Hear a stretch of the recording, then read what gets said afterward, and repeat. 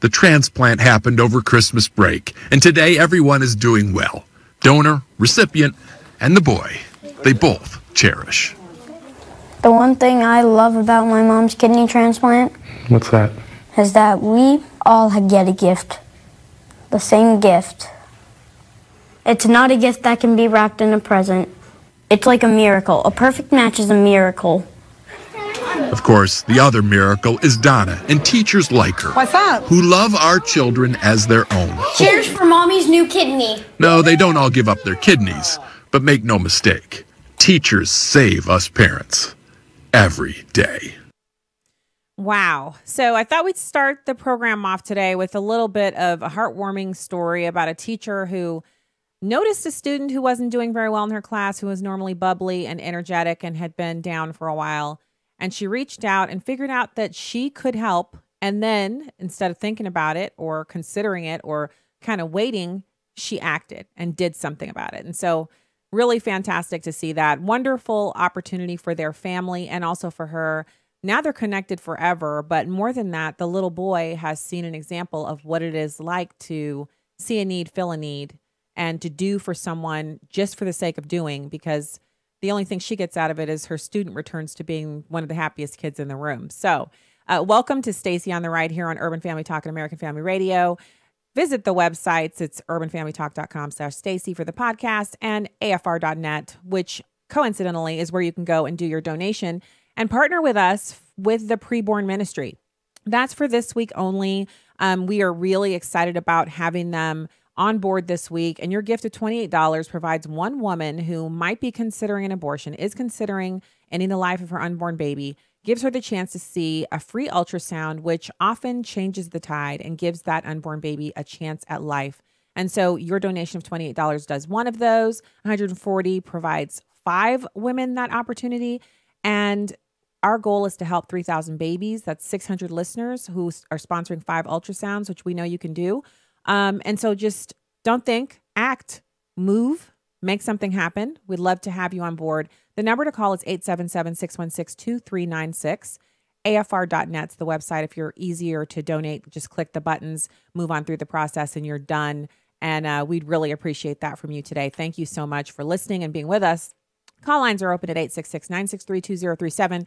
And we have Thank a Cop. Now, my dad, who's in law enforcement, doesn't like it when I call police officers cops, but I'm using that one not in the pejorative, but in a positive way, as in thank a cop. If you see a police officer out today, say thanks. It's National Law Enforcement Day, and we think that's fantastic. I love giving thanks where thanks is due, and I love giving people who are serving the opportunity to smile and realize that they're seen as people, not just their uniforms and their positions of authority. So thank a police officer today. If you see one, wave or give them a thumbs up, or, they like gift cards too. But a thank you is more than enough if you're looking at thanking someone who's in public service today, namely our law enforcement. 1 million strong in this country. Interesting statistic that I shared today on NRA TV on Stinchfield is that we actually have in Chicago, I don't live in Chicago, but there are in Chicago, about 44 police officers per 10,000 people. It's actually more than the police officer ratio in New York City. And so those numbers vary across the country, but we're experiencing record low crime. Crime is actually trending downward right now. And so as opposed to letting go of police officers or not having as many police officers, it's a good idea to thank them and to appreciate the work that they do and to realize that, we're to pray for those who are placed in authority over us. And our public servants, while they are servants, are also authority figures placed over us for our own well-being. And so you should pray for them that they would have justice and peace in their ranks, and that those who are among them who are not honest and trustworthy would be rooted out, and those that are would be rewarded for their hard work. So wonderful to have that. Today, we also have 2 guests, as always. We're going to talk about how President Trump, has he accomplished something that no other president could do? Rand Paul thinks he has. So we're going to talk about that. Our guests for today, Dean Nelson, Director of the Human Coalition, and also Jonathan Keller, who's the CEO of the California Family Council. Jonathan's going to come on in hour 2 and talk about this new move by the leftists. They can't keep the Planned Parenthood death centers open.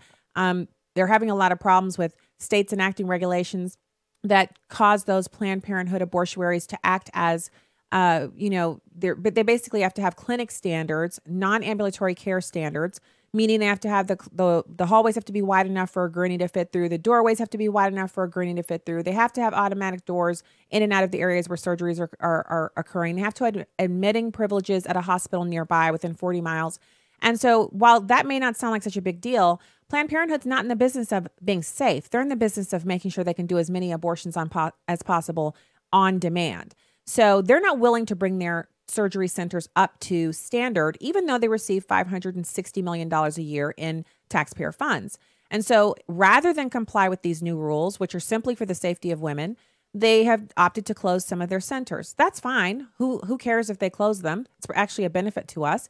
But then you have the alternative, which is they want to turn college campus health centers. So you might have a clinic on all of these college campuses have them.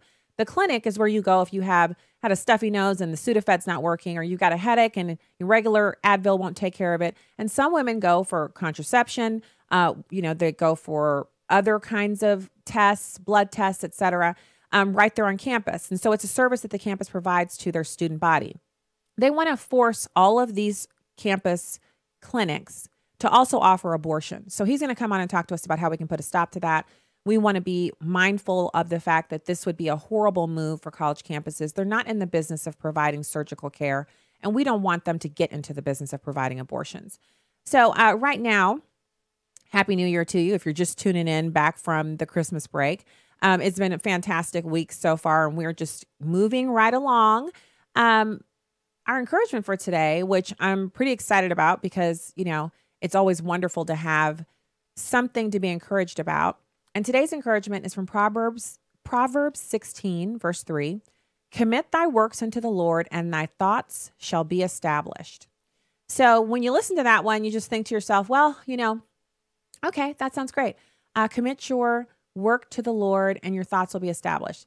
Well, it almost seems like it's a bit backwards, doesn't it?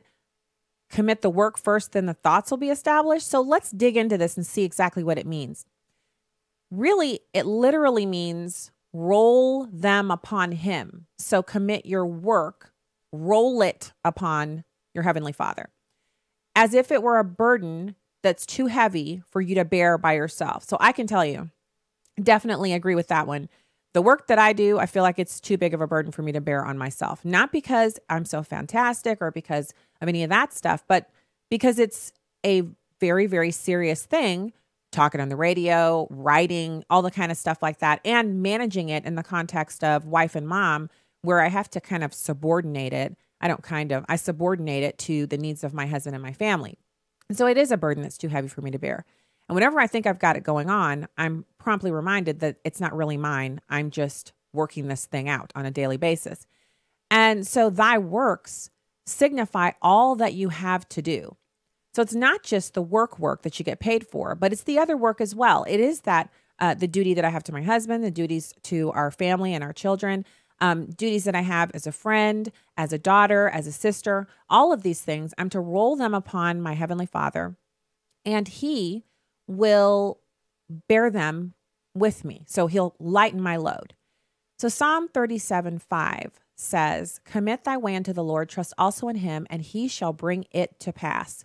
So once I roll those burdens, the burden of my work, all of the things that I have to do, paid and unpaid, volunteer and involunteer, begrudging and willing, I roll all of those things onto my Heavenly Father, and then he brings all of it to pass. Ephesians 2:10 says, for we are his workmanship, created in Christ Jesus unto good works, which God hath before ordained that we should walk in them. So this is a comfort to us because this tells us that we know. So our Heavenly Father he already knows all the things we're going to do. He's ordained something for us to do, and he's given us a path to walk through to accomplish these things. So even though it doesn't always seem like it's the smoothest path, sometimes it's rocky, sometimes it's difficult, sometimes frustrating, sometimes annoying. Hell, working with people, that's what it's going to be. It's not going to be smooth and easy sailing when you're working with people, because people are people and they're going to be people. So what can we do? Well, we roll those burdens and cares upon him. And then he says, and thy thoughts shall be established. thy plans shall prosper, for they will be undertaken according to the will of God and carried out by his aid. So when you are presented with someone who doesn't agree with your work or doesn't like what you're doing, or perhaps they want to, but they're in a place where what you're putting down isn't something they can understand, you can trust that God will carry the remainder of that work out. Not your job to go back and, straighten every single little matchstick. You can walk in confidence knowing that God has it under control. And to prove that, 1 Corinthians 3:9 says, "For we are laborers together with God." So if you pause and reflect on that for just a moment and think, the God of the universe, the God who is, his very existence transcends all time and space. He dwells in all time and all space simultaneously, constant. He has always been and always will be that same God who spoke not just the universe, but our world into existence, knew us before we were formed in our mother's womb, knew us as we were knit together in our mother's womb, and called us forth by name. That same God says we can work with him as a co-laborer. We are God's husbandry. We are God's building. So his tool, we are his workmanship, and also working together with him as co-laborer. Co means you're side by side. You're like, hey, that looks a bit heavy. Let me carry it for a while. And vice versa. That's amazing. That is humbling. It is uplifting. It's fantastic. So we then, as workers together with him, beseech you also that you receive not the grace of God in vain.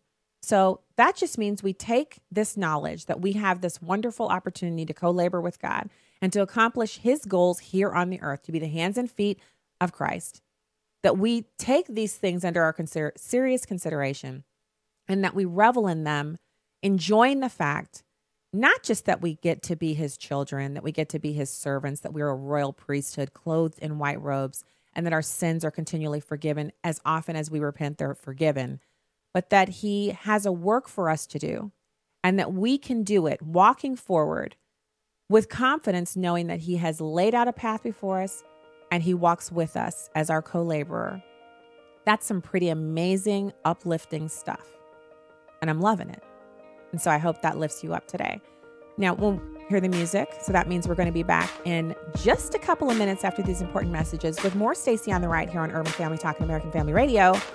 We're going to have our guest, Dean Nelson, Human Coalition. We love that guy. He's going to come on and talk to us right after this. Stay with us. StacyOnTheRight.com.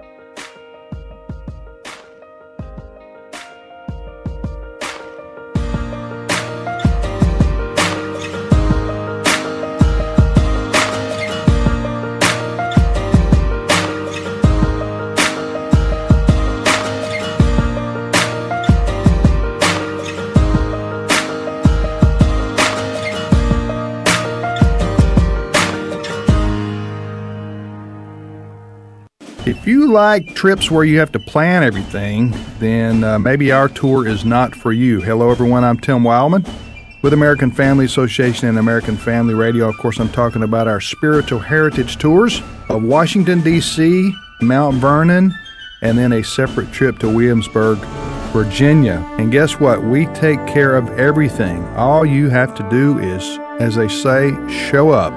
But we take these spiritual heritage tours twice a year, once in June and once in September. Stephen McDowell of the Providence Foundation, who is a historian, will be joining us for both tours, and he will tell you everything you need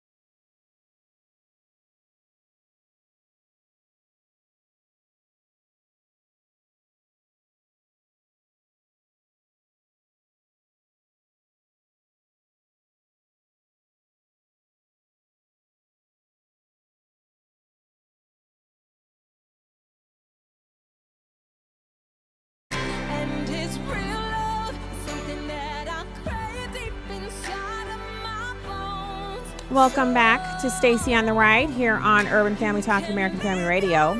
Glad to be with you today. We're having a little trouble getting our guests, so I'm going to move on through the program.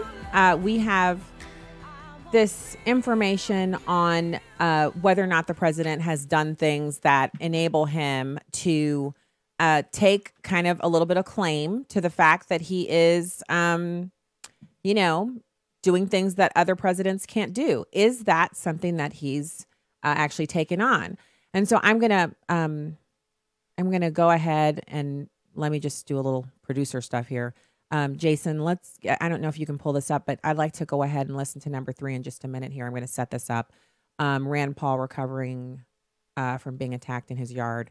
I want to do that one now since we don't have our guest here today. So we're talking about the Trump administration releasing a rule that would allow health insurance to be sold across state lines.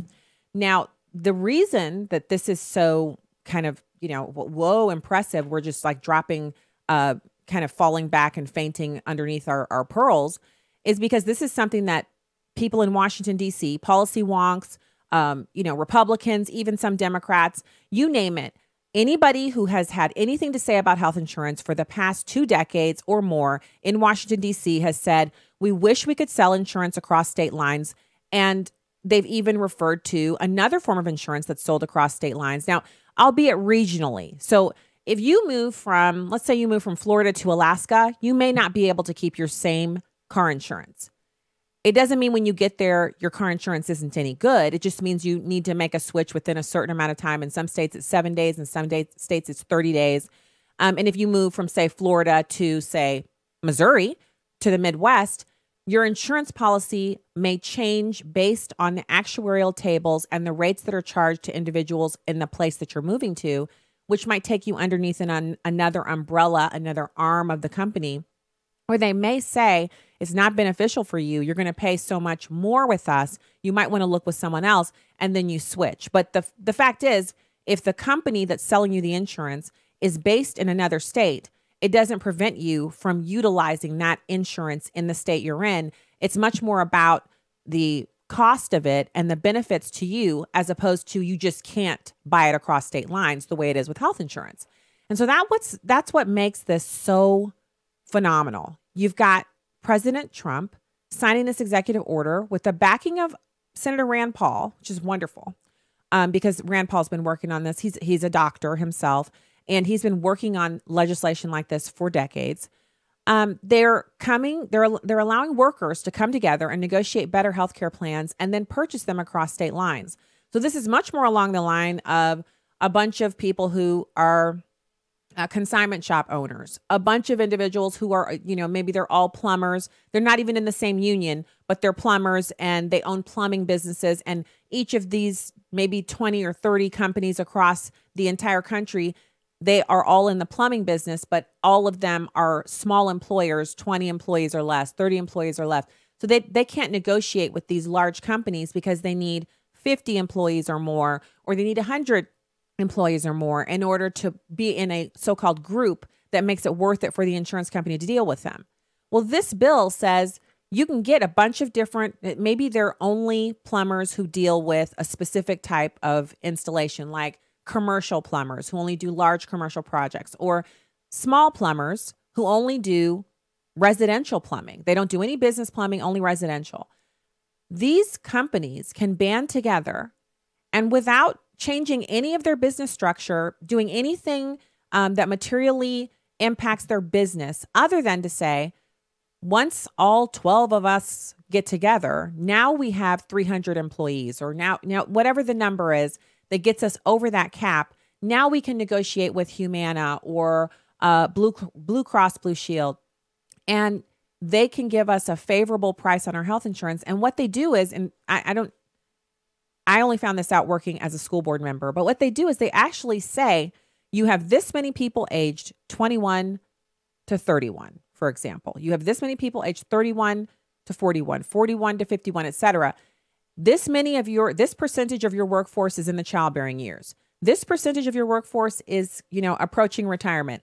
And then they plug all of this information in, and it tells them how this group of people will behave meaning how many times they expect them to go to the doctor, how many babies they expect to be born, meaning OBGYN care, how many of these people they can expect to possibly develop prostate cancer, and on and on and on. And then they can create this picture of what they expect the health insurance to cost, a discount that they would apply, and then a rate for the people to pay, and then a suspected or an expected employer contribution and what the employee should expect to pay. And the reason this is so much easier to do for a group of people that size is because you need enough people in the group to have a wide enough distribution to make it work, to make the numbers work. So before that, I'm explaining this to you, I'm talking to you about this, and it's more complex than this, but it's kind of not. It kind of is complex and it kind of isn't. The big deal is that when you're a business and you want to do something like provide health insurance to your employees so you can attract and retain the best workforce, and the government has made it so that you cannot band together with other groups to garner the benefits that you need, that's the government standing between you and what you want to accomplish. The president, who happens to be a business person and not a politician, simply said, so what makes this difficult for us? What makes this so impossible? And then he decided, so let's remove that. So this is what that looks like. The Department of Labor has released a proposed rule to allow workers to band together to receive health insurance. The rule is in response to President Trump's executive order intended to allow people to buy lower cost health insurance that can circumvent some of the mandates created under Obamacare. It has been billed by supporters as allowing insurance to be sold across state lines. The proposed regulation would change the definition of employer by allowing workers with the commonality of interest to join together, such as people who are engaged in the same kinds of trade or business.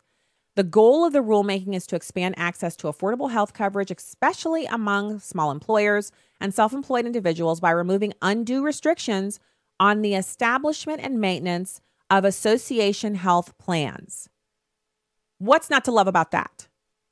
So, this proposal will give these people the ability to band together if they want to. And if they don't want to, they don't have to. Small businesses that don't want to offer health insurance to their employees will still be able to not do that, because with the dismantling of Obamacare, it will still be a choice for people to do that.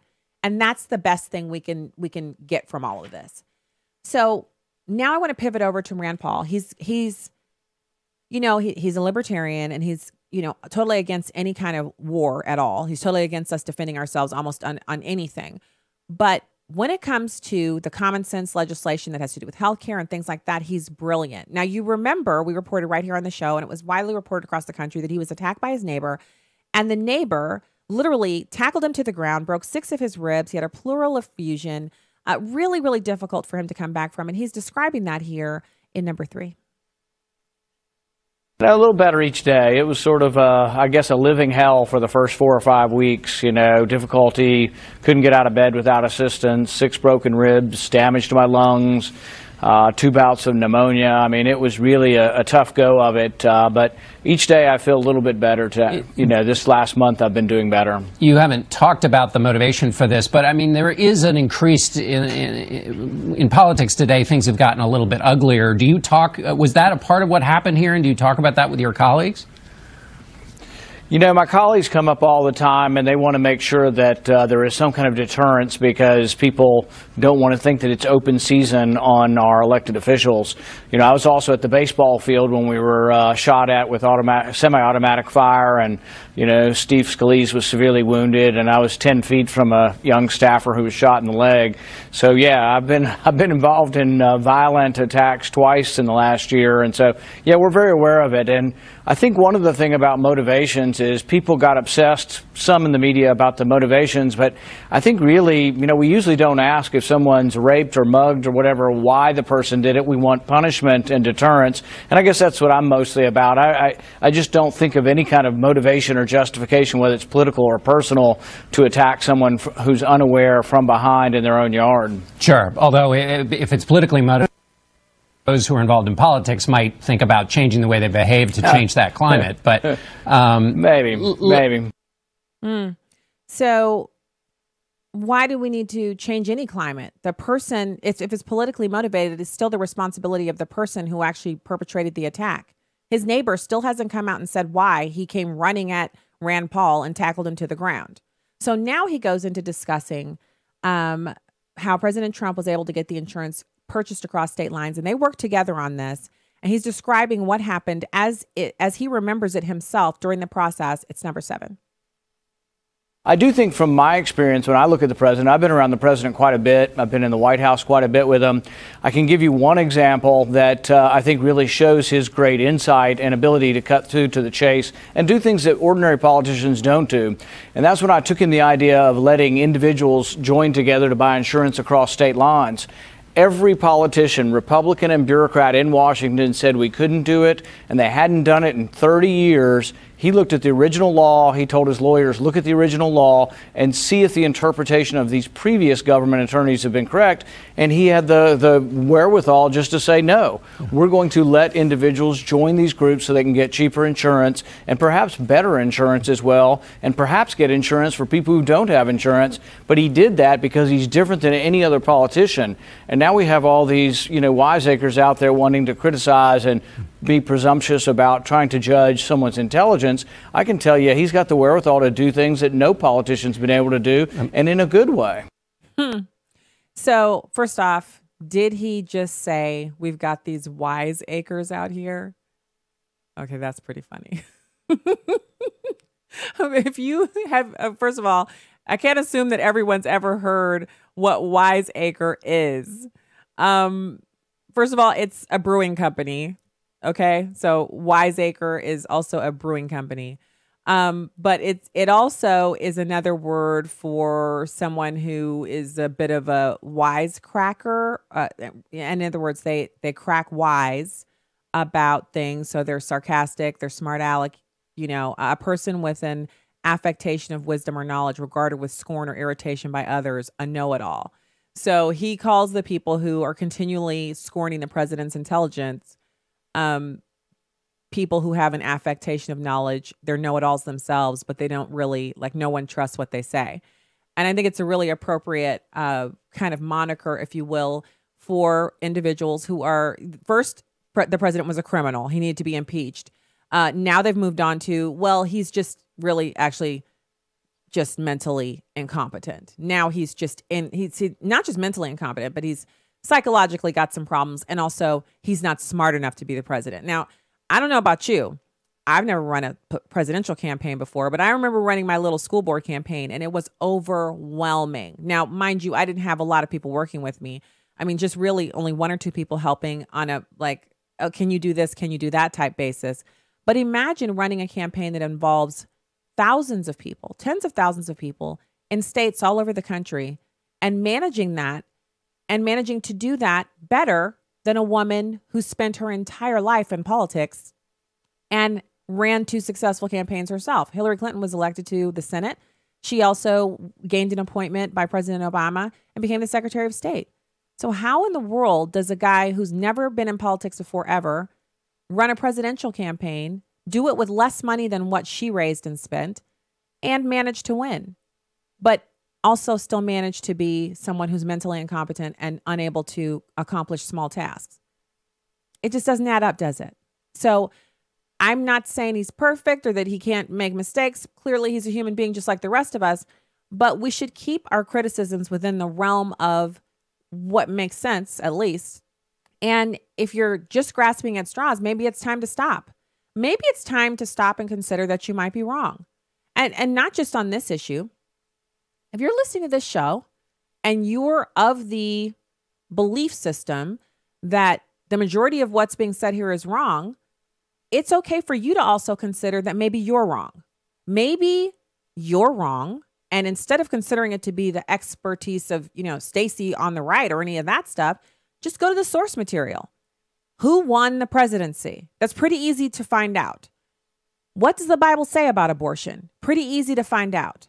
What does the law say about someone coming here illegally? Pretty easy to find out. So you don't have to take it as something that, well, she said this or she said that. And as a Christian, don't start with me about as a Christian. I didn't write the Bible. I didn't write immigration law. I did not write the parameters that comprise the Electoral College. All I'm doing is reporting on it. So, it's easier. I'll admit it's easier for you to get mad at me. And by all means, have at it. Have whatever feelings you want. You're going to anyway, so I might as well be fine with it. But you're blaming the wrong person if you think I have anything to do with, because if I lived in a country where it was open borders, then it would be my job to try to convince a whole lot of people to elect people to implement a different type of a policy. And so since I live in a country that has borders and a sovereign nation status and an immigration policy at the federal level and a constitution and a Supreme Court of the United States and decades of law, hundreds of years of law, I need only read what it says and then support that and elect people if I want to change it. So me getting mad at you wouldn't really work, would it? And vice versa. Don't hate the messenger. Hate the laws. Hate the Bible. Hate whatever it is that you're disagreeing with. Or you can keep being mad at me. It really doesn't matter. Anyway, when we get back, we'll have more Stacy on the right here on Urban Family Talk and American Family Radio. Stay with us.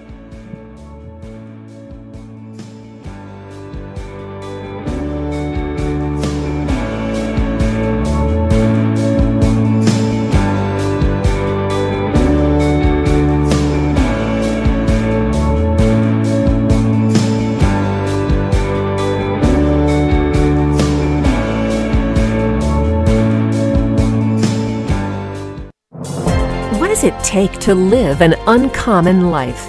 Here's former Super Bowl winning coach Tony Dungy with today's uncommon moment. Joe Green, one of my teammates on the Pittsburgh Steelers, once told me about the time he was ready to quit. The team had been losing, so one day in 1972, he cleaned out his locker and headed for the airport.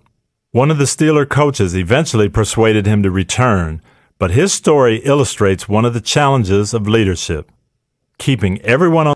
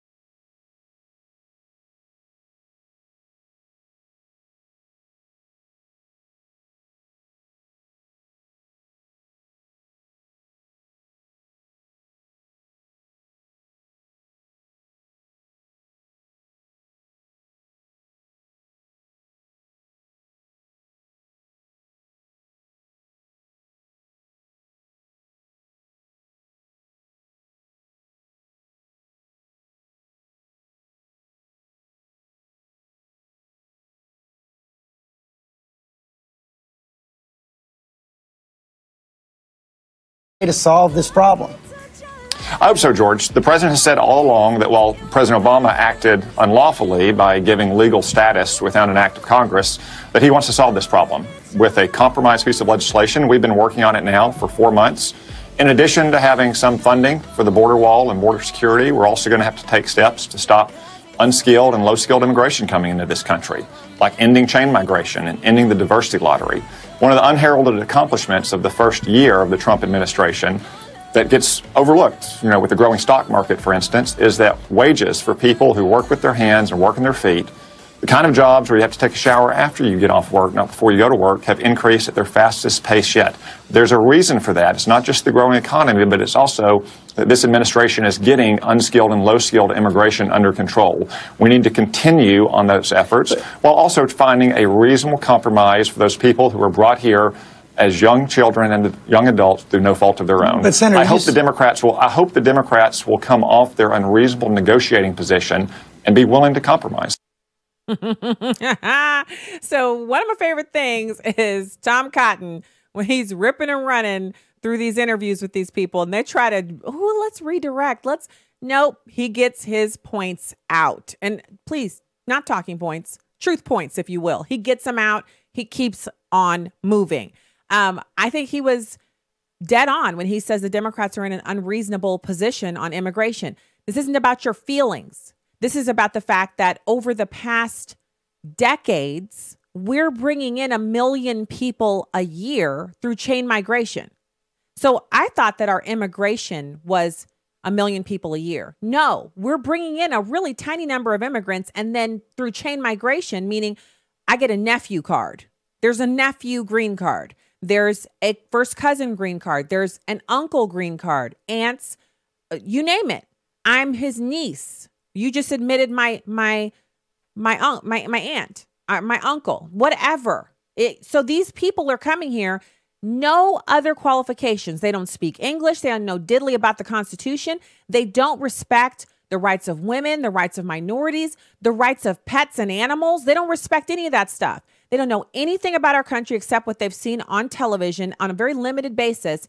And all of a sudden they've got a green card and they're here walking amongst us, doing whatever they're going to do in America. He's right to call that out as being incorrect and not the way it was meant to be. Now, because certainly this isn't about xenophobia. This isn't about being afraid of people from foreign countries. This is about wanting to preserve the America that has come to be what everyone wants in the way of coming and living. That's what is meant. That's what we're trying to do here. So then Senator Cotton goes on to describe the cost. So the parameters of what you're hearing there, it's Senator Tom Cotton, and he's talking about DACA and how the Democrats, they're in between a rock and a hard place because they have their activists on the hardcore left saying, you're not doing enough. You're not doing enough to get amnesty for us. Then you have the people on the other side of the aisle. They're still Democrats, but they're within the party. They're different factions, and they're saying, we don't actually want more amnesty. We want you to focus on programs that help Americans. These are people who are Democrats who want to see government grown, but to help people who are already here. They're not interested in deportation, but they are interested in making sure that the ones who are already here are properly educated, housed, clothed, fed, taken care of under the auspices of the government. And they don't feel like they can do that if we're constantly bringing new groups of people who need to be given amnesty. So they want the border closed. So these are common sense Democrats. They're still to the left of me. They still think the government should do everything for people, but they think it should be the people who are already here. And that's a material difference when you look at what the hardcore left is saying about immigration at this point. No borders, no limits. Everybody gets in. Everybody gets to stay. Everybody gets the same benefits as regular Americans who are born here, natural born citizens. And it's all on the taxpayer dime.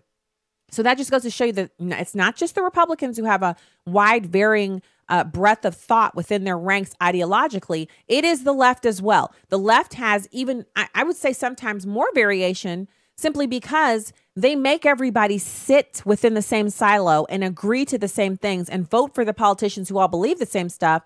But then when they're discussing policy, you'll find pro-life Democrats and they're in there and they're saying, What's all this focus on abortion? Why do we care so much if Planned Parenthood is funded? Can't we just work on the socioeconomic issues? Can't we just work on poverty? I've heard these people at conferences, on panels, and they're Democrats, and they'll say, I actually am pro-life. I don't care about these issues as much. I just want to go back to being the party of the working man. And so on every single issue, you can find Democrats who, when they're talking, they sound a lot like Republicans. They're talking about personal responsibility. They're talking about cleaning up neighborhoods. They're talking about a return to a traditional family model. But they want to do it under the umbrella of the Democrats. And so once you realize all that's going on over there, then it makes much more sense. But what doesn't make sense is that authorizing DACA will cost us $26 billion. You know what else costs about $26 billion? The wall. It's Senator Cotton, number 5. Their response this week. It wasn't just Senator Sanders on the program just now. Senator Dick Durbin, number 2 Democrat in the Senate, his reaction to this request for $18 billion for the border wall, for the other priorities you expressed right there, is basically saying it's a non-starter, not even close to a compromise at this point, are we? Well, George, as you rightly said, those are Democratic demands, not as they're often portrayed that the Republicans only make demands, whereas Democrats negotiate. And Senator Durbin's DREAM Act would cost $26 billion, according to the National Budget Office. So Senator Durbin should reconsider who's making unreasonable, costly demands if he's criticizing the president for requesting $18 billion to secure our southern border that creates such a huge magnet for illegal immigration and crime and drugs. We can have a government shutdown at the end of January? I don't expect to have one. I certainly don't want to have one. But if the Democrats want to shut down the government because they can't get amnesty for illegal immigrants, then they're going to have to defend those actions to the American people. They didn't do that last month, and I suspect they didn't do it because they know that amnesty for illegal immigrants without any real reform is not popular and that it would be unhelpful to their cause. But isn't this the same thing that we had some decades ago under Ronald Reagan? And it was supposed to be 1 million, a little over 1 million people. They needed amnesty. They needed it really badly. And so they had to be given it. And it had to be the Republican president, Ronald Reagan, to give it to them. And how dare you say that there would be many, many more people than what were promised? What happened? They don't even know how many people were legalized under that amnesty package that was signed by President Ronald Reagan.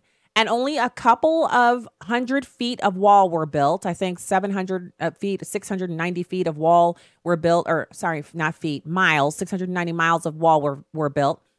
And the people were legalized. And then the Democrats were just like, moving on. We had other things to do. We had other priorities. We won't elect Bill Clinton, Yeah. And so now here we are again, a whole slew of people. You would think we're talking about what? 700,000 people who are here under the Deferred Action on Childhood Arrivals program. Now, let's just think about that for a second, because we toss these numbers around so willy-nilly that we don't really consider what that is. 700,000 people. Think about it for a second. What part of the country do you live in? This show is all over the country now. So you could be anywhere. You could be, I know there are people listening from overseas and thank you so much for actually listening from over across the water. That's fantastic. Are there 700,000 people in your town? There aren't in my town. I live in the suburbs. I live in a town, and the town that I live in does not have 700,000. It doesn't even have a part of 700,000. Now, let's talk about the metro area. Does the county that I live in have 700,000 people in it? Yes, it does. I live in St. Louis County. It does have over 700,000 people in it. Does the city of St. Louis, which is the city proper, we are one of the few cities, major metropolitan areas in the country left that have a city-county structure, meaning our city is an entity, it's a taxing entity, and it is also a population entity unto itself. The entire metro area is called St. Louis, but you either live in the city of St. Louis, which is 66 miles, 66 square miles, or you live in St. Louis County, which is everything else until you get to St. Charles County, or Franklin County, or something like that. So Jefferson County. So you live in either the city or the county. St. Louis City has a population of around 312,000 people. So they want to legalize more than two times the population of the city of St. Louis. You heard the statistics from Maria Espinoza yesterday about how these people, over 50% of them They have just a high school diploma. Now, why is that important? Employability, that's why. Self-sufficiency, that's why. That's why this conversation is so important. Instead of just having the emotionally based conversation that says, they're already here, they're already members of our community, they need to stay. How about who's taking care of them? For every one of you out there who feels like every DACA recipient should stay, how many of them are you willing to let live at your house and be on your dime? Not all of us taxpayers. For goodness sake, stop spreading out your wonderful ideas and your emotional largesse. Stop spreading it out amongst all of the Americans. How about you take them on? You have a certain budget in your family per year. If you're a family of 4 living at the median here in this country, that means you're spending about $54,000 a year. You're earning it and spending it. How much of your $54,000 family of 4 median American income are you willing to devote to another family of people who sit on their buns all day and don't speak any English, but they're up and about for Cinco de Mayo? How about that? I mean, help me understand, because your emotions are all up in my pocketbook, and I'd love to know how I can get them out. Your emotions, that is. I want your emotions out of my taxpayer pocketbook. I want you to take your emotions and I want you to fund them. It's the same as my boot thing that I've got going on. Do you want to be on the hook to fund all the boots I buy per year? I don't think you do. And why should you? Why should you fund something that I want to do with my disposable income? It's the same thing here. Only I'm not breaking any laws by buying boots. You can ask Mr. Washington. He might say some laws are being broken, but I'm holding to my original statement. No laws are being broken when I'm buying the boots. But it is a law being broken if you are living here and you do not have legal status, and that is our federal immigration law. And not just one of them, but there are thousands of them that apply to these situations. So again, how much of your emotionally laden $54,000 a year family of 4 median income, because many of these people who feel this way earn much more than that. They earn 3 or 4 times the median income for a family of 4 in this country, and more power to you for educating yourself and earning good money. But how much of that good, educated, earned money are you going to devote to these illegals? That's where the rubber meets the road. I can feel the emotions peeling right off because you're not willing to devote your money to it. You don't even want to devote your community to it.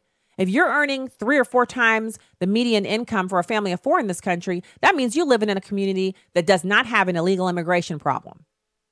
You are not living with these people you feel should stay here in this country. Should that matter to us when we're making our decisions? I think so. I think it's a salient point. So again, don't hate the messenger here. Ante up. Instead of feeling hate, get out your purse, get out your pocketbook, clear some of those extra spaces. You got a walk-in closet? Shut that thing down and turn it into a bedroom so you can bring a DACA recipient into it. You got a finished basement? Pool table, ping pong table, gaming systems out. Media room out. Put some people down there. Put another bathroom in down there. Put a family of 6 or 8 down there in that basement. No, not for rent. You foot the bill for these people. You fill up that refrigerator and that freezer. You pay those light bills, electric bills, and then start figuring out educational options for all those kids. You want the people to stay here? Stop penny pinking my wallet with your emotions and start paying for it yourself. This is one area where I definitely think the libertarians have the right idea.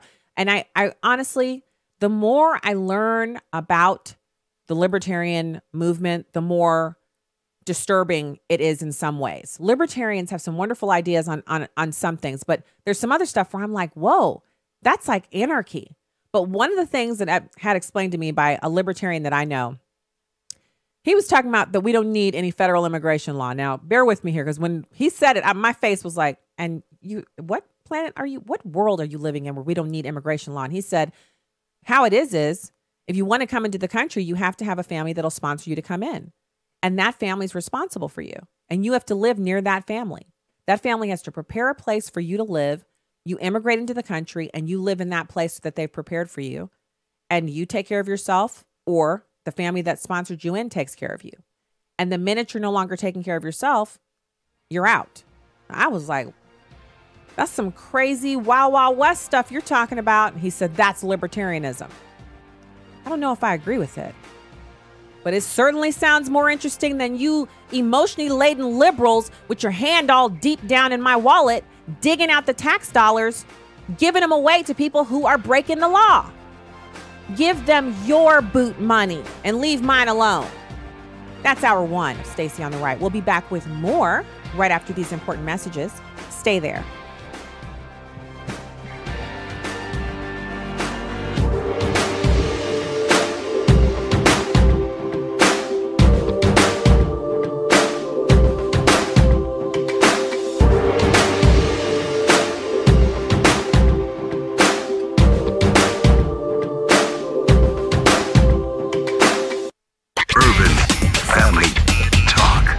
Family Talk. Hey, I'm Miki, co-host of Aaron the Addisons on Urban Family Talk. I want to invite you to be part of our online chat community we've affectionately called The Churbin. While you listen to your favorite programs, you have the opportunity to communicate in real time with the hosts of those programs and other Urban Family listeners. Find out what the talk is all about. Become a Churbinite at urbanfamilytalk.com. Truth, wisdom, empowerment. Urban Family Talk, a ministry of the American Family Association. American Family News, I'm Rusty Pugh. There are flooding concerns in parts of Southern California, which suffered severe damage during last year.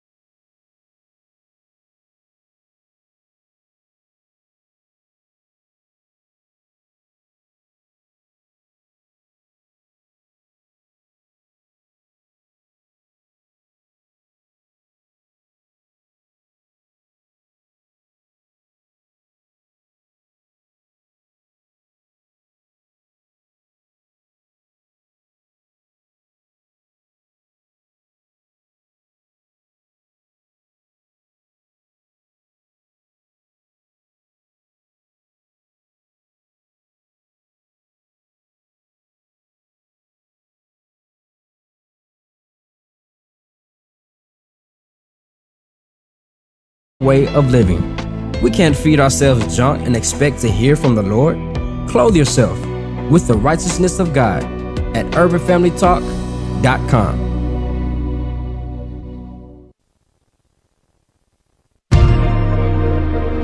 Welcome to Stacy on the Right with your host, Stacy Washington.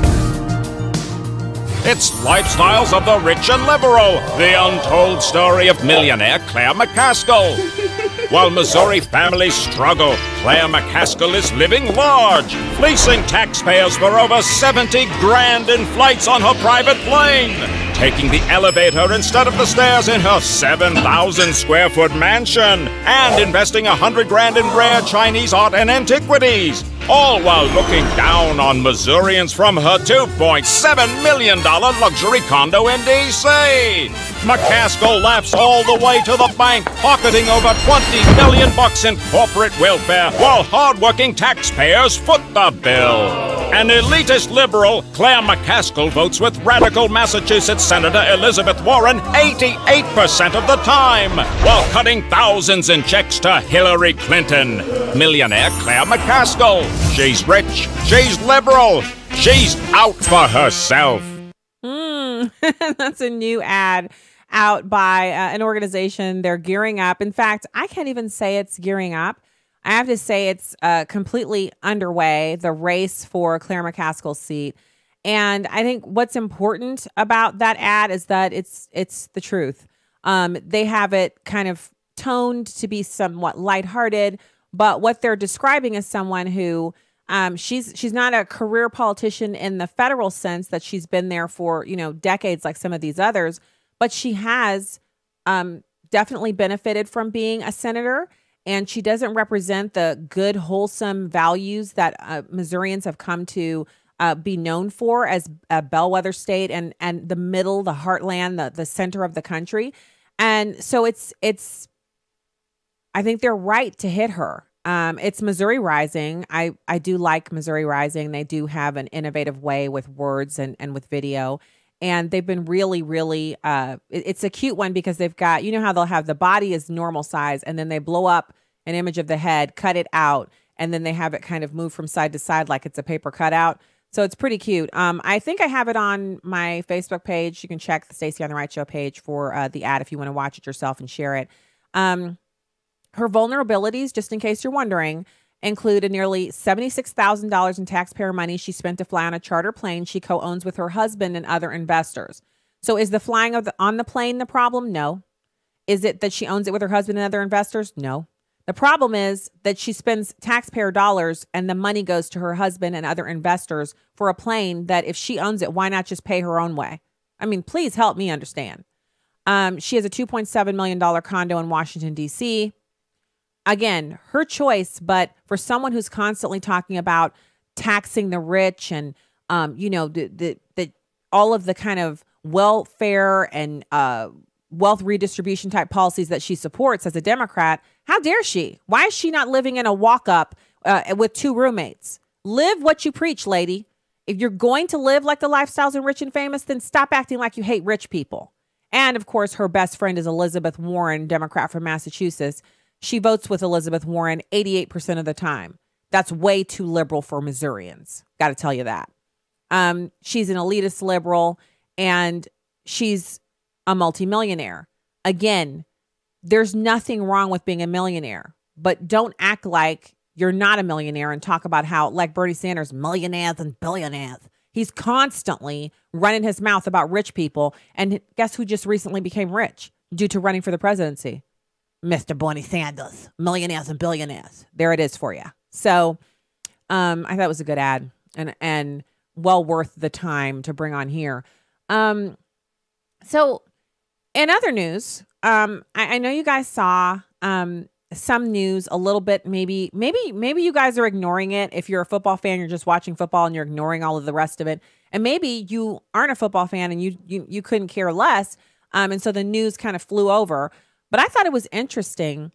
9 million more people watched the college football national championship game than Oprah Winfrey's speech at the Golden Globes. So if you were like me and you had a life on Sunday evening and you missed the Golden Globes on purpose, then you probably were kind of surprised to hear that something major happened and you missed it. Now, it's okay. You know, YouTube is forever. You can go find the video if you want to hear Oprah Winfrey talk. But apparently, Seth Meyers was host, which was one reason why I missed it on purpose. And he hosted the Golden Globes. They had 19 million viewers. That's a 5% decrease in viewership from last year's awards, which were hosted by Jimmy Fallon, who we all like better. Anyway, after the show, or during the show, Winfrey received the Cecil B. DeMille award, and she gave remarks about her life, and she connected her childhood sexual abuse history to the Me Too movement against sexual harassment and gender equality. And she raised speculation that she's not just considering, but is pretty much like one foot in the door running for the presidency next go round against President Trump. Now, everyone has now taken to all of the shows. They were all over Fox last night with Oprah Winfrey sycophants talking about how she wants to bring people together. She wants to improve people's lives. She's perfect. She's not anything like Donald Trump. And I'm here to tell you, if you've ever been a suburban mother, if you've ever been someone who watched that program and then she came out for Barack Obama, that leaves a bad taste in your mouth. Because first of all, that show she ran for all those years where she talked about Oprah's favorite things and she gave away cars and stuff, that was a apolitical program.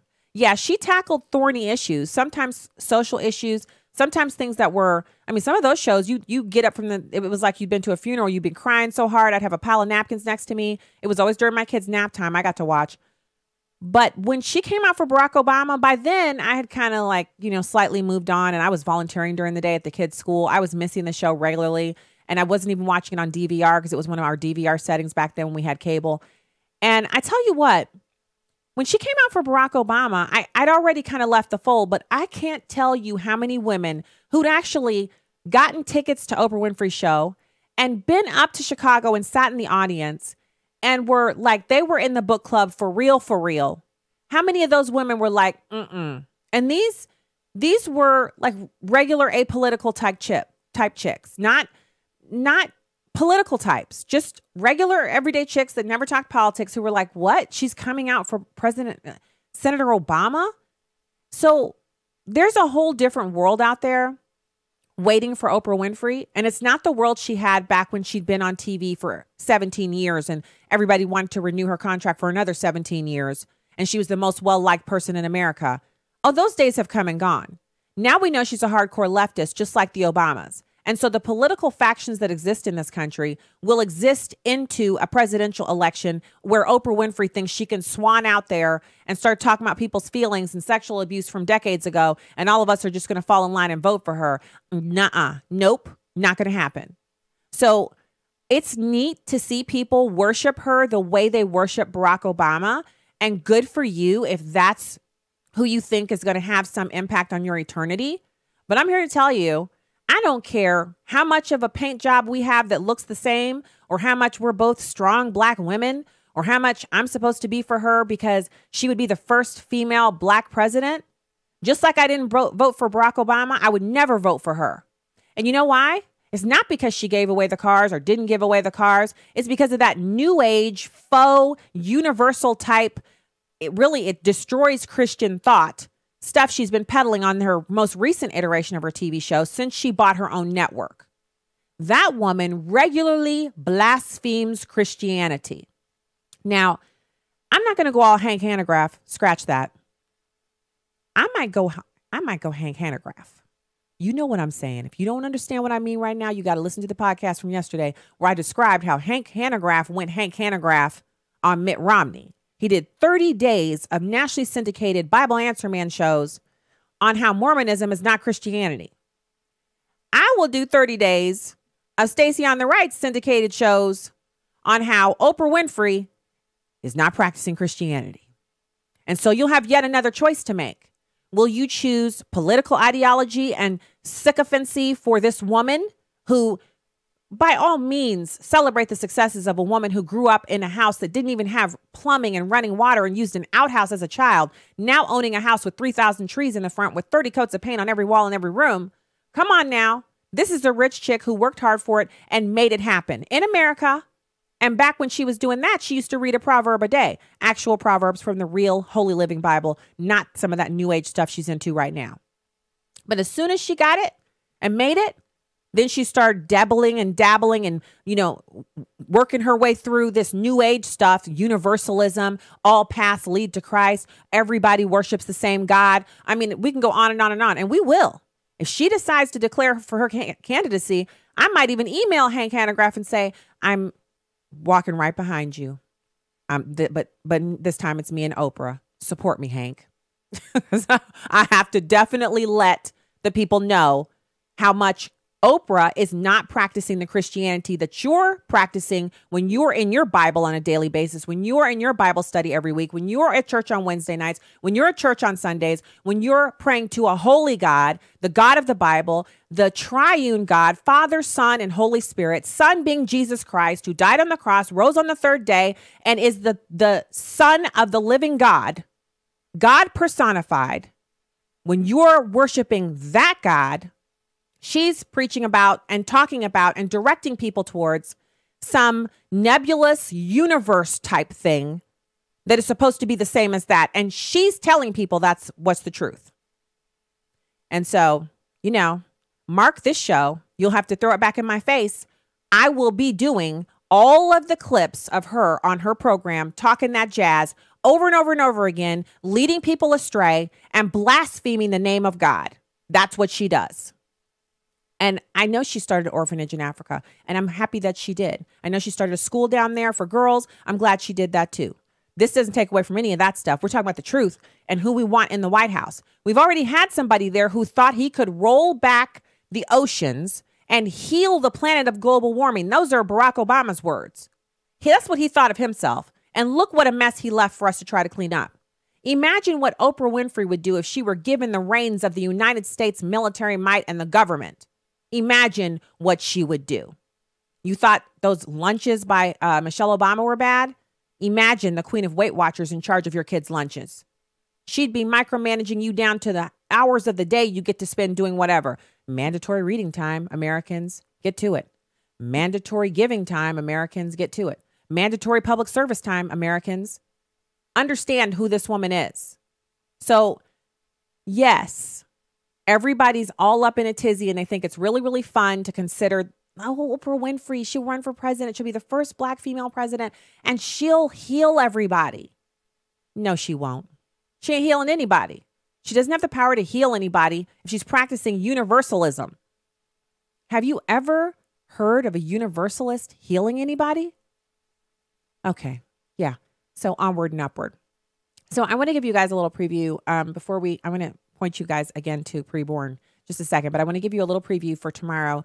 Our good friend of the show, Dr. Craig Albert of the Georgia Political Science Association, he is going to be talking about what's at stake in North Korea in 2018 and the future of the GOP. And I'm excited to get to chat with him again.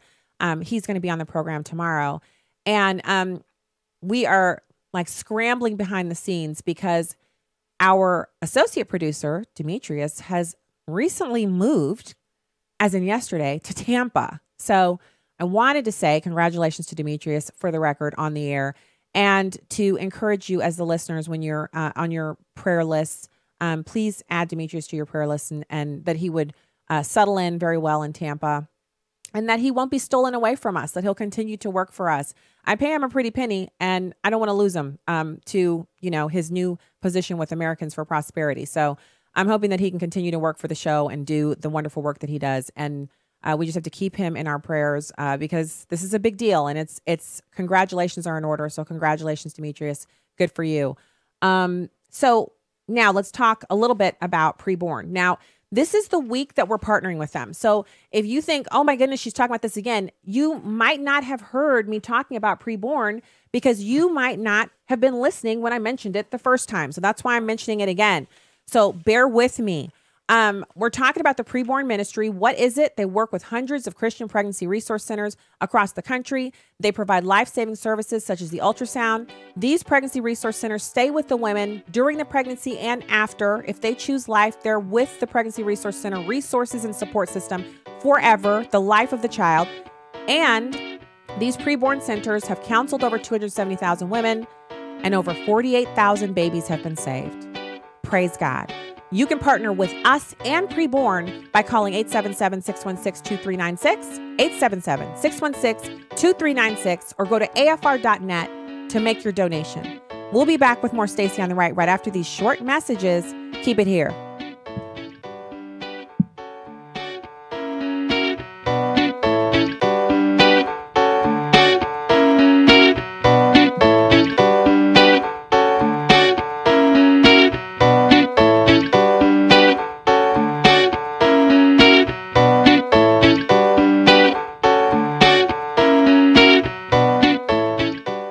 Nearly 1 in 4 pregnancies in America will end in abortion.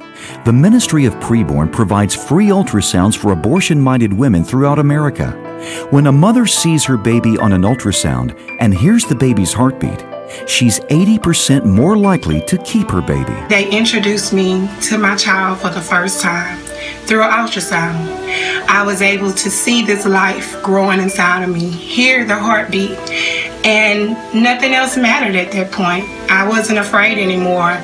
I got to meet my child for the first time, and it changed everything. I was a mother to be. Your gift of $140 will cover the cost of 5 ultrasounds. All donations are tax deductible, and 100% of your gift goes to saving babies. To donate, dial pound 250 and say the keyword baby, or donate securely at preborn.com. Your love can save a life. Hello, this is Bishop Harry Jackson of Hope Christian Church in Beltsville, Maryland. Jesus said you would do greater works than he did. We have an opportunity.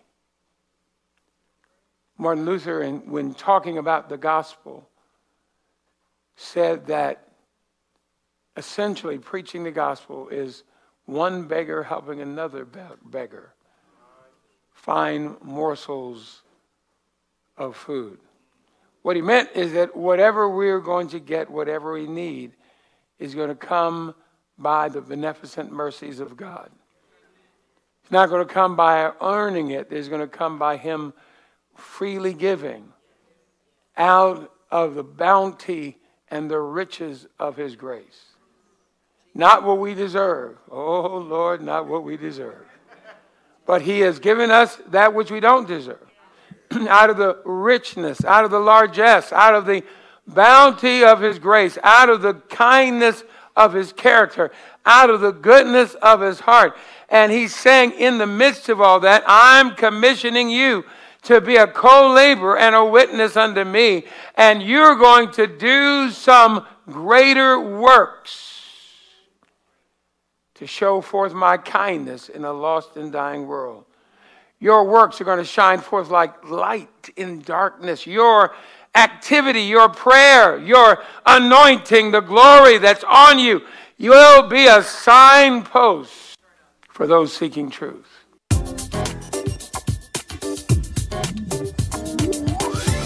Join us this Sunday morning at 6251 Amandale Road in Beltsville or on the web at thehopeconnection.org.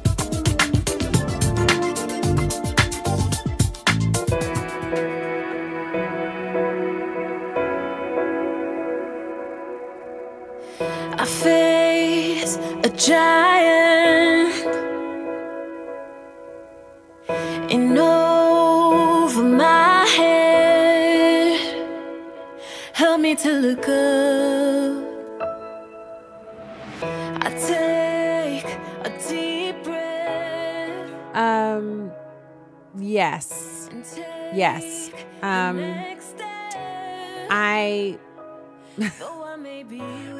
Welcome back to the program. I'm a little tongue-tied because I thought my guess was at 3:40, but I think he's at 3:20, and we want to make sure and talk to him because this is a really important interview for us.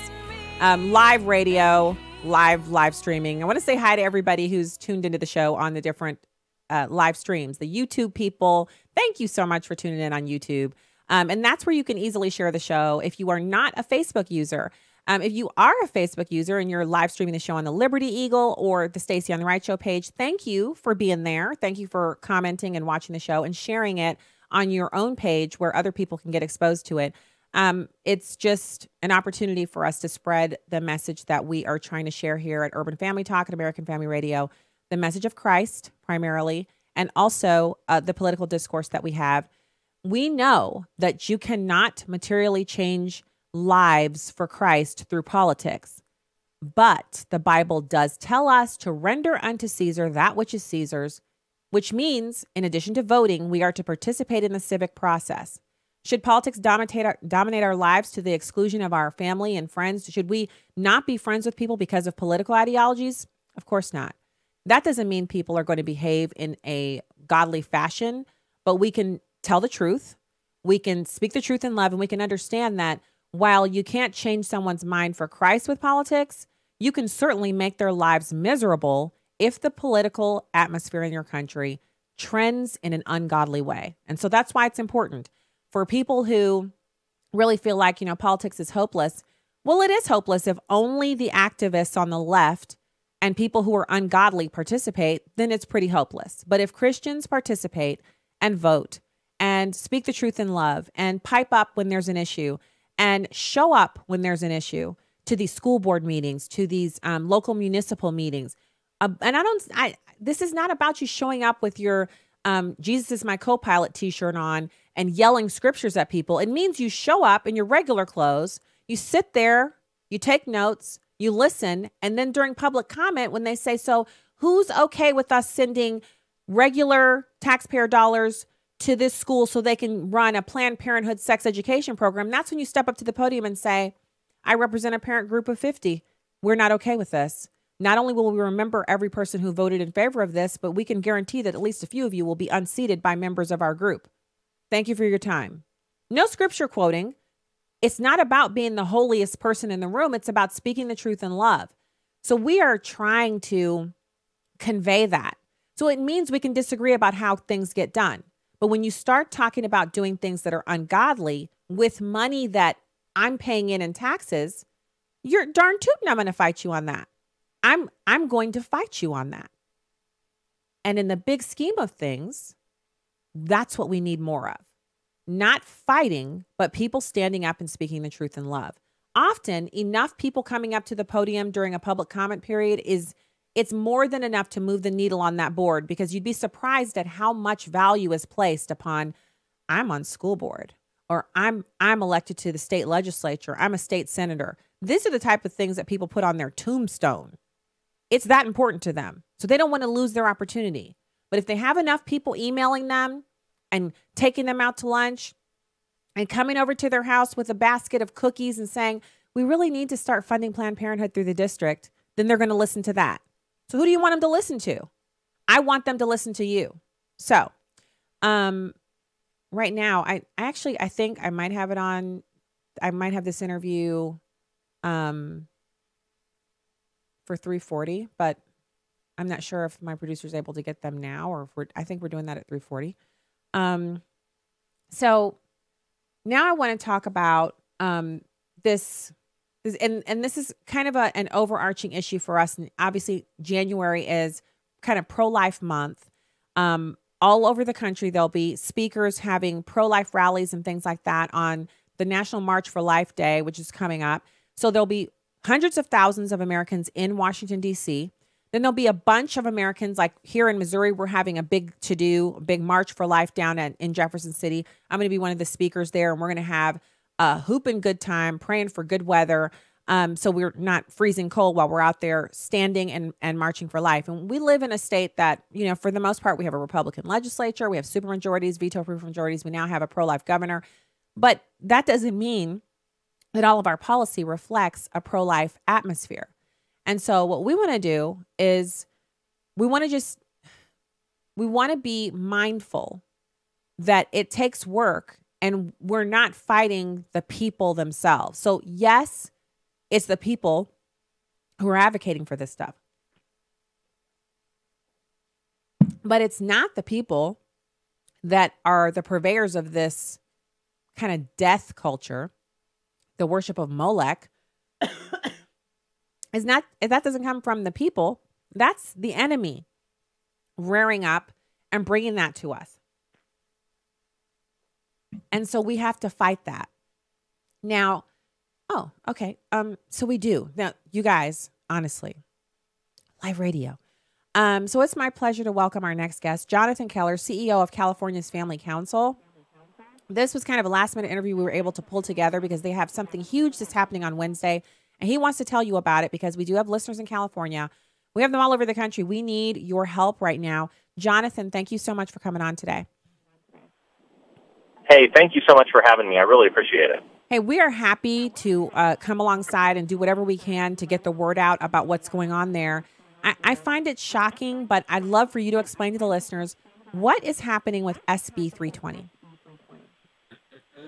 Okay, so SB 320 is a bill from the California State Legislature introduced by State Senator Connie Leyva.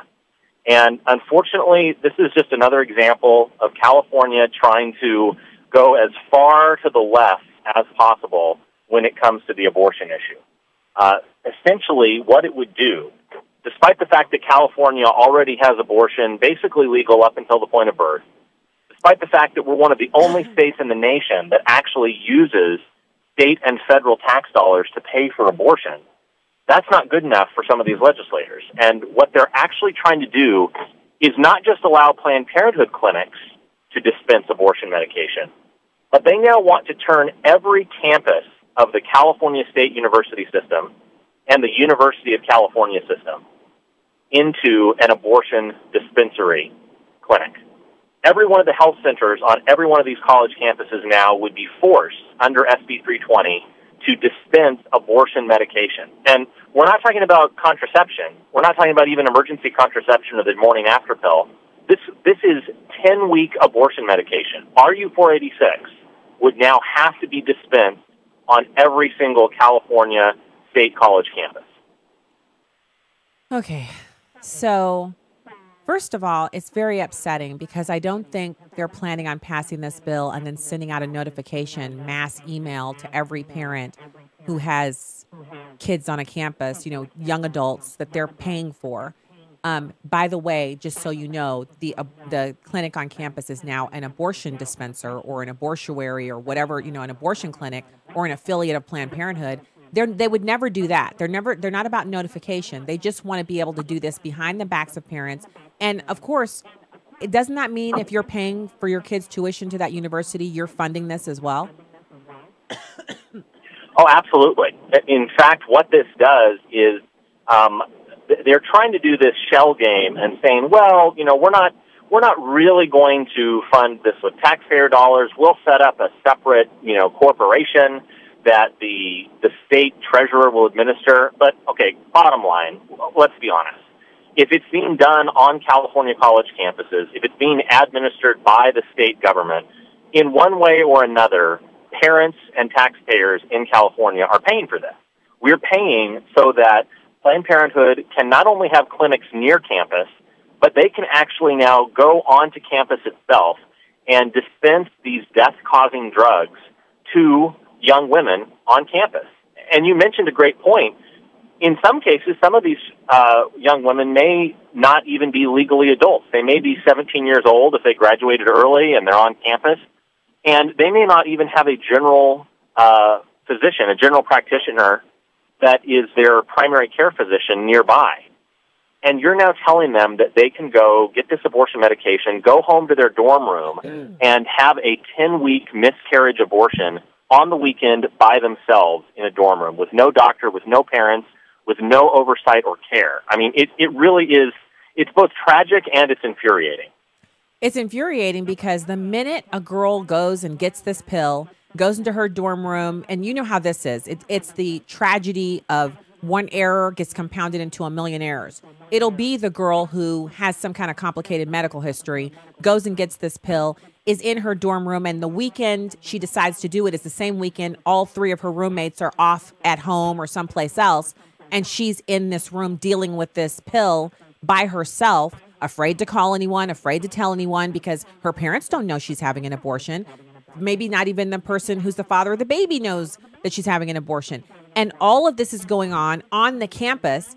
Aren't the campuses concerned about possible, you know, lawsuits from girls who take this pill and it doesn't work out, or parents who you know, as you said, you have a 17-year-old who's a freshman in college, and she takes this pill. She's a minor, and then the college gets sued. Are they even thinking about that?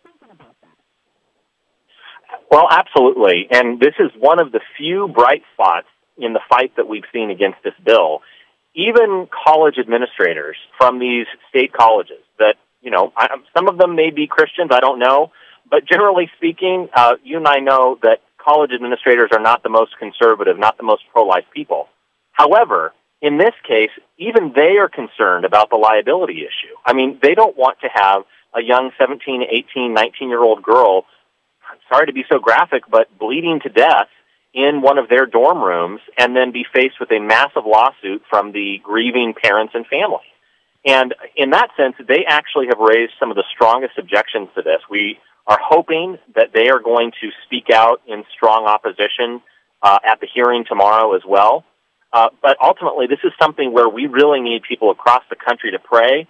And if any of your listeners are in California, we really need you today to call your state senator, let them know that you oppose this bill, and to stay tuned for further updates as we continue to oppose this bill.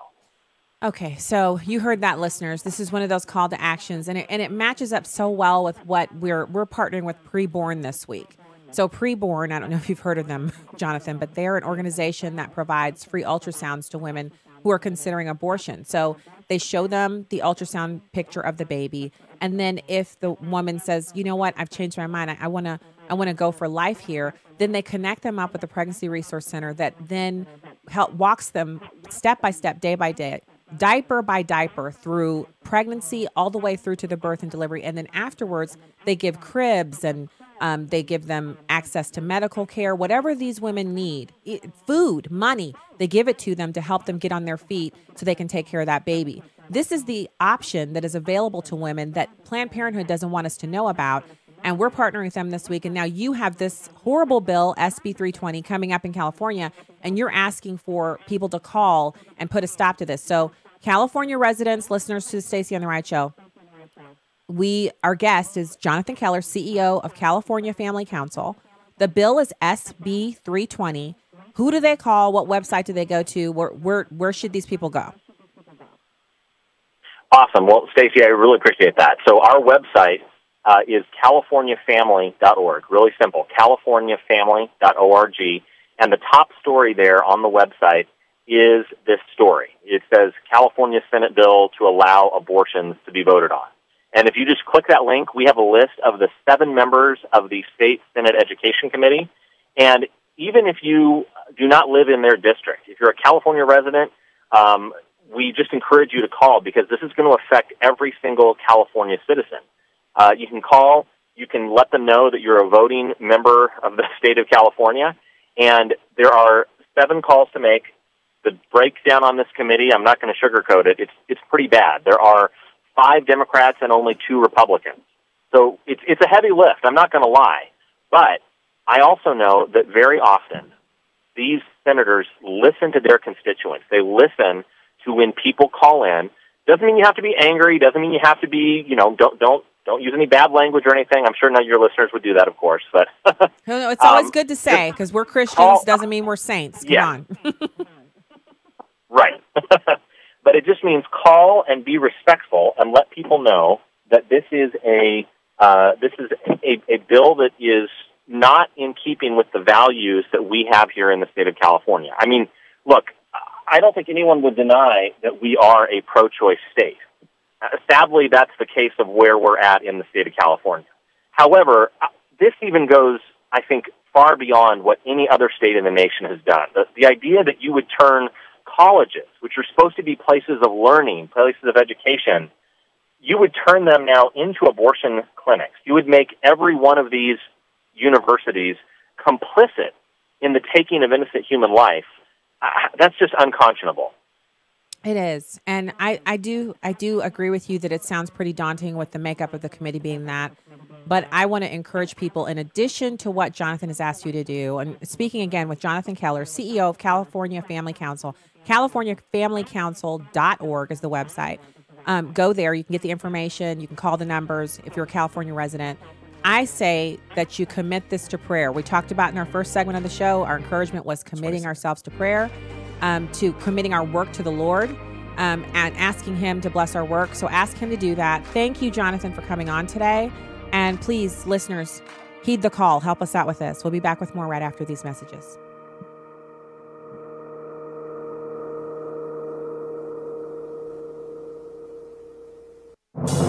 What does it take to live an uncommon life? Here's former Super Bowl winning coach Tony Dungy with today's uncommon moment. Joe Green, one of my teammates on the Pittsburgh Steelers, once told me about the time he was ready to quit. The team had been losing, so one day in 1972, he cleaned out his locker and headed for the airport. One of the Steeler coaches eventually persuaded him to return, but his story illustrates one of the challenges of leadership, keeping everyone on the team focused and committed to the mission through thick and thin. Whether with our personal goals or as leaders of others, we must always keep the vision out front and readily accessible. It's easy to forget sometimes why we do what we do, but keeping our eyes on the prize can keep us going. Tony Dungy. Discover more at CoachDungy.com. That's CoachDungy.com. Nothing can get done in the United States Senate for good unless we end the legislative filibuster. We're urging you today to call your senator and ask them to end the legislative filibuster so that we can defund Planned Parenthood, the largest abortion provider in America. Call the Capitol Switchboard at 202-224-3121. That's 202-224-3121, or go to afaaction.net. Ever dealt with temptation, whether it's food, lust, or even sex? 1 Corinthians 10:13 says that he will not let you be tempted beyond what you can bear. But when you are tempted, he will also provide a way out so that you can endure it. Here at Urban Family Talk, we stand for truth, wisdom, and empowerment. Believers have the power to withstand the temptation of the enemy. Get empowerment to stand at urbanfamilytalk.com. Back to Genesis with Dr. John Morris, scientist and creation researcher with the Institute for Creation Research. Dr. Morris, what are comets made of? Chris, comets are sometimes referred to as dirty snowballs. They're mainly ice, but with a lot of solid particles mixed in. As a comet goes around the sun, the solar heat and solar wind vaporize part of the comet, and we see the tail as those particles are stripped away. Now we find that sometimes not only is the tail stripped away, but sometimes the head is lopped off, speeding up the comet's disintegration. Obviously, comets can't last too long, thus they are a strong sign of a recently created universe. The Bible refers to these comets as wandering stars that don't follow the standard motion of the stars or the planets. They were created on day 4 of Creation Week, back in Genesis. To learn more about creation, get our free DVD called That's a Fact. Visit our web store at icr.org/store and use the promo code FACT at the checkout when ordering your That's a Fact DVD. If you've been walking the same old road for miles and miles, if you've been hearing the same old voice tell the same old lies, Y'all don't know how much I love that song. And so, welcome back to Stacy on the Right here on Urban Family Talk and American Family Radio. Follow me on Twitter at Stacy on the Right. Also, same on Instagram. And share the live stream of the show, Facebook, YouTube. Share the link to the iTunes or Google Play app where you can subscribe and they come into your email automatically so you can listen. You never miss a show. Thank you so much for being here today. Thank you for the uplifting messages and prayers and support of the program. Really appreciate that. Happy New Year to you if you're tuning in for the first time since the new year has begun. I like saying Happy New Year well into the month of January, so good stuff. Have you got your Christmas decorations down yet? No comment over here, but it's not too late. Definitely won't still have them up in another week or so. So it's my pleasure to welcome Dean Nelson. He's a National Outreach Director for Human Coalition, and he's coming on to talk to us about the upcoming March for Life, which I talked about just a smidge last segment. And so thank you so much, Dean, for coming on today. It's great to be on your show, Stace. I love your program and glad to be here. Well, we're glad to have you. So let's talk about the March for Life. So this happens in January. The news media always ignores it and acts like it's not happening. They always show a sliver of the crowd. When they have a rally or something for the leftists, they always show the crowd, like the whole crowd, and they get some crowds from other things and show all that. We sometimes have had in past years 800,000 Americans march for life on Washington, D.C. What are you expecting this year? That's great. This year we are expecting hundreds of thousands of people. It won't be an election year like it was a couple of years ago, but every year there are hundreds of thousands that gather, and I'm happy to say, too, that over half of those that are there are usually young people under the age of 25. And so we're really excited about it. We're praying that it won't be as cold as it's been on the East Coast these last few weeks, but it's expected to be a great crowd. So what's going to happen if you're just tuning into the show for the first time? You've never heard of the March for Life. You have no idea what we're all excited about right now, you and me, Dean. Speaking with Dean Nelson, National Outreach Director for Human Coalition. What is it that actually happens at the National March for Life? Excellent. Well, if you can think about, your other gatherings or like a civil rights type of an event, you basically will have thousands, hundreds of thousands of people that will literally gather together on the 19th of this month, and they'll hear from great speakers like last year, my great friend Bishop Vincent Matthews, who's head of the Family Life Campaign of the Church of God in Christ. You'll hear from people like some senators, some congresswomen. Mia Love is usually a favorite. Other people like Mike Pence, who spoke last year. So there'll be a lot of folks that will gather to hear that, and then they will literally march right there from the Capitol, in front of the Capitol, over to the Supreme Court. And at that point, they'll have some opportunities to pray, and that's the major event. Now, leading up to that, there'll be events. Our good friend Ryan Bomberg usually hosts a prayer and praise event the night before. You'll have people that'll have events specifically geared at youth. You'll have FRC, Family Research Council, does a pro-life con where they have different speakers that are and bloggers that will actually be there talking about legislation that are coming up. So it's all centered around the sacredness of human life and people that gather from around our country and sometimes even internationally. And it's a great mix of Catholic and all kinds of folks that will actually gather. So it's a tremendous opportunity. Would encourage even those that are some of your listeners, if they've never been, to contact us. We'd be happy to give them direction about the event. So in true fashion, I'm excited about it. I've never actually attended, but I do know Ryan Bomberger and a number of the other people that you named off who are integral participants in this activity. And one of the things I think is so important about doing the March for Life is that it shows that not only are people still pro-life in this country, but that hundreds of thousands of people means multiple tens of millions of people who would be there, but they're working, child obligations, travel, et cetera, et cetera. So every one of the people who actually makes it there represents tens of thousands, maybe even hundreds of thousands of people back at home who couldn't make it. That's absolutely right. One of the things I think that I'm excited about for the years that I've participated with the event is the growing number of African Americans that are actually showing up. You and I know that African Americans are disproportionately targeted when it comes to this issue of abortion, particularly in urban communities. And so for them last year to have Bishop Vincent Matthews to be the keynote speaker at the end and to close it out was huge. A great friend of ours, Catherine Davis, who is part of the National Black Pro-Life Coalition, as well as leads her own organization called the Restoration Project. She was interviewed last year by, of all places, the Washington Post.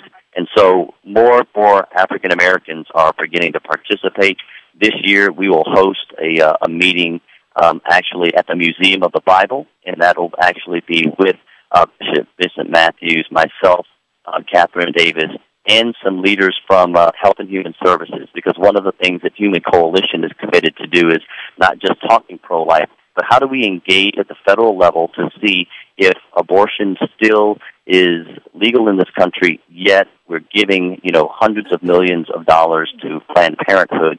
Is there an option? Can we actually direct some of those funds to pro-life organizations to actually save lives? I mean, that's really, if you read the mission of Health and Human Services, part of their mission states that they exist to actually provide health services, and good care to protect life. And so we're saying, how about initiating programs that would actually save lives as opposed to destroying lives? I mean, what could be better than that? What could be better than understanding that people who are supported and are given the opportunity to choose life for their babies are going to be happier in the long run? Because the one thing that a pregnancy resource center and the choice of life for your baby wipes out of your future that you never have to worry about dealing with is the regret and the pain associated with being post-abortive. And I don't think that's stressed enough for young women.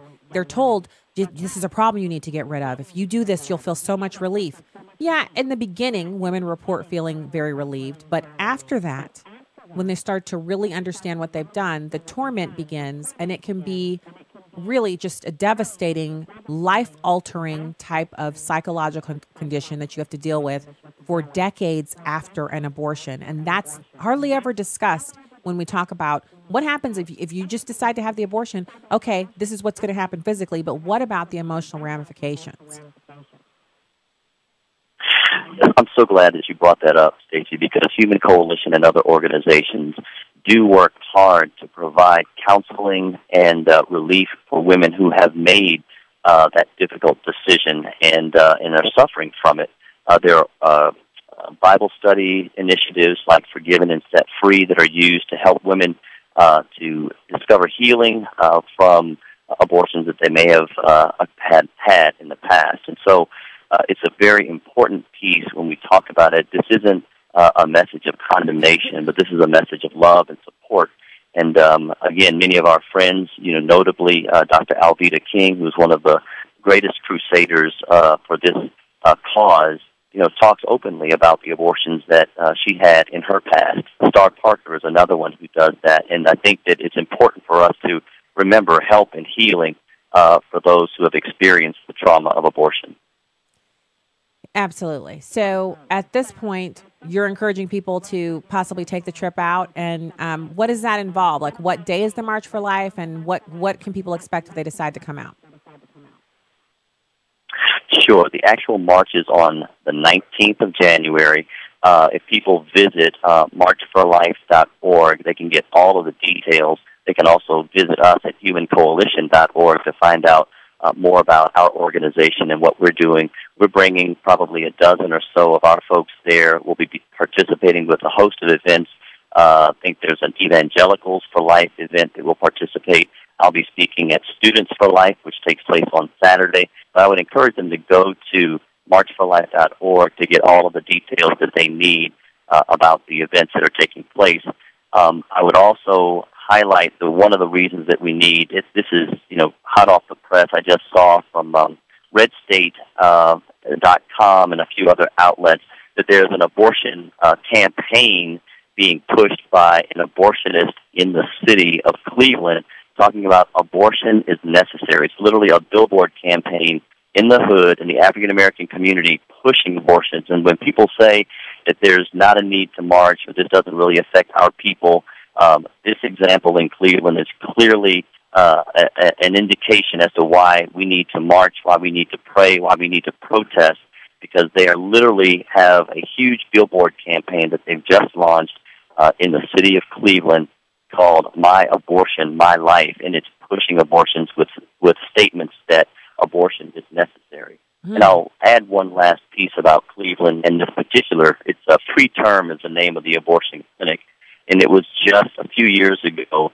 that a young African-American woman, bright, brilliant, her name was Lakeisha Wilson, who died from a botched abortion in that very same clinic, and that was in March 21st of 2014.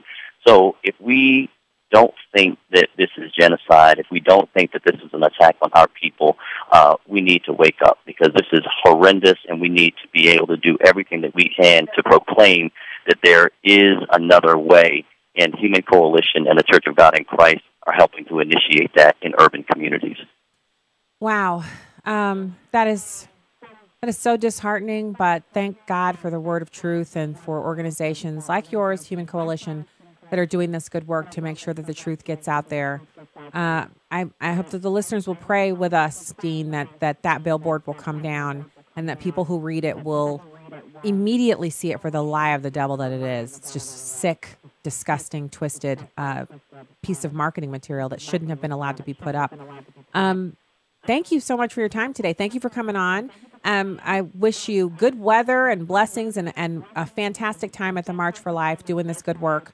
And we hope to talk to you again soon. Thanks so much. All right, perfect. That was Thank you so Dean much. Nelson, God bless National you. Outreach Director for Human Coalition. God bless. And hope to talk to him again really soon.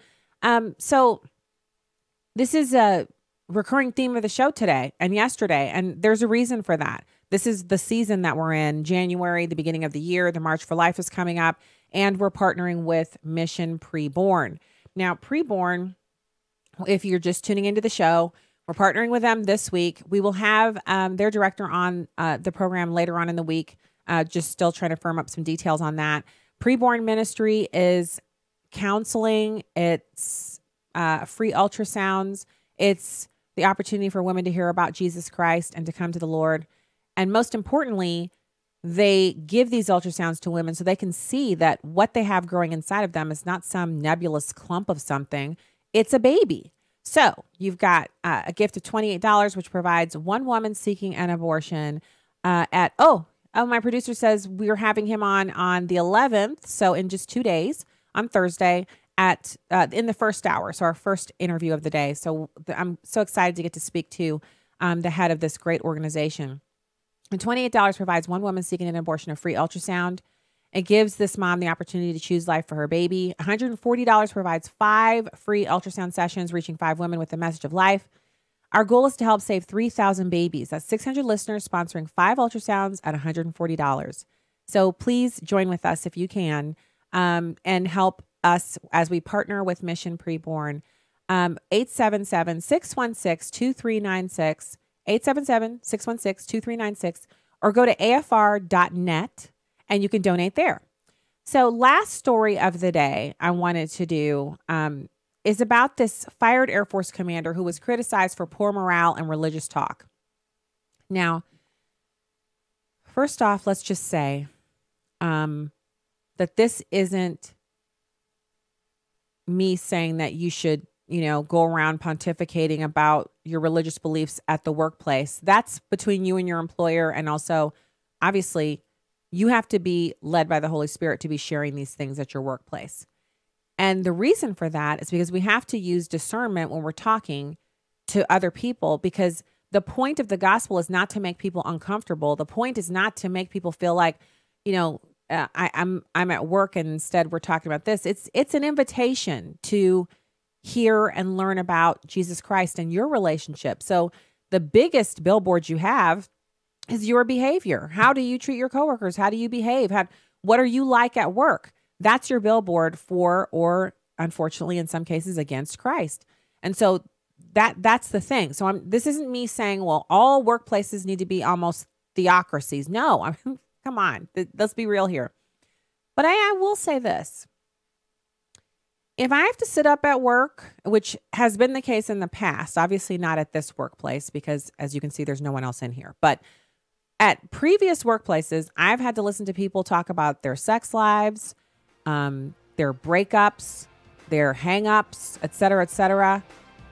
What's the problem with someone discussing their faith? If they feel like they want to share, why is that so much more offensive than listening to people describe how they threw up all weekend because they went on a bender? This is the world we're living in right now, which is why it's more important than ever that we know what we know and walk what we know when it pertains to everything we believe in about Jesus Christ. So that's the show for today. There'll be more show tomorrow in the afternoon at 2 p.m.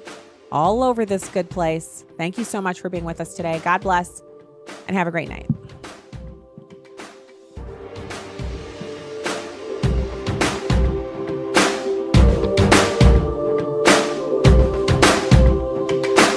The views and opinions expressed in this broadcast do not necessarily reflect those